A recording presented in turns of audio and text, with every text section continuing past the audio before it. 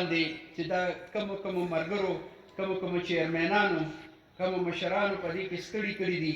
هغې ته مبارکباد ورکوم او هیله لرم چې کوم تنظیمونه مخکې نه دي جوړ یا څه مسلې پکې شته نو چې هغه هم کمپلیټ شي او دا پارټي مونږه همداسې مخ پر وړاندې روانه بوځو. ملګرو څنګه چې تاسو ته پته ده د فتنې یو هوا ده، یو فتنه په ملک کې خوره شوې ده او دا فتنه ختمېدو دپاره به زمونږ د قومي وطن پارټۍ مشران کشران ورکران دا به ګرځي او دا به په دې کلو کې په دې خپلو علاقو کې خپلو خپلوانو کې دوی به دا پرچار کوي او د دا خلک په قوم ته دغه کوي مخ په وړاندې کوي چې د دوی کردار څه دی، د دوی د جمهوریت دپاره کردار څه دی او د دوی د ټولو نه غټ چې کومه خبره ده هغه د زمونږ د دې حلقو دپاره چې د کومو نه کله زمونږ ملي رهبر جناب آفتاب احمد خان شیرپو صاحب او سکندر حیات خان شیرپو صاحب منتخب کېدل نو دې حلقه کې به څه کېدل او څونه ترقیاتي کارونه به کېدل، څونه به د بجلی ټرانسفرمرې د بجلی په مد کې کارونه کېدل، د ګیس څونه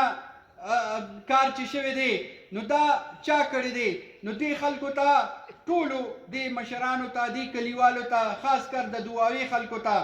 دا یو پیغام رسول دی چې تاسو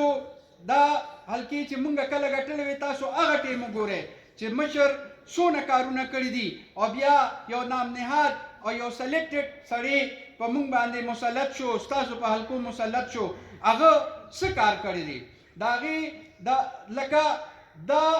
تاسو د قومي وطن پارټۍ ملګري داسې خبرې کولی شئ چې ستاسو مشرانو دې حلقې له ستاسو ایم پی ای صاحب ستاسو ایم این ای صاحب دې حلقو له څه کړي دي نو هغه اثر من الشمس دي، هغه په ګوته نه پټېږي او تاسو اسکه غړی چې چاله ورځئ نو اوچتې سترګې ورته دا ویلی شئ چې زمونږ مشر دا کار کړی دی. خبرې به مشر کوي، اشم خان به هم خبرې کوي، خو یو دا خبره کوم کاشف رور دغه د رابطې خبره وکړه ما چې کله ستا تنظیمونه جوړ شو او ما لته دغه راولېږه یو او سکندر حیات خان شیرپو تاسو یوازې نه یې پرېښې داسې زه د هغې سپی یم انشاءالله چرې به هم یوازې نه پرېږدو. ښه په زور ښه په دغه ما ته وایې وایي چې خان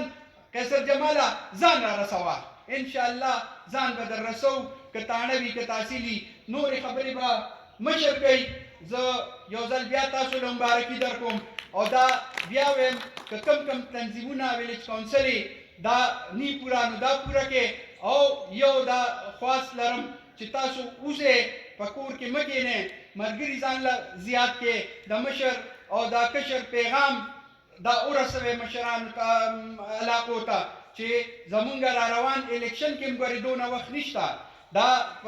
دا پی ډي ایم حکومت چې دی دوی کله یو خوا تختی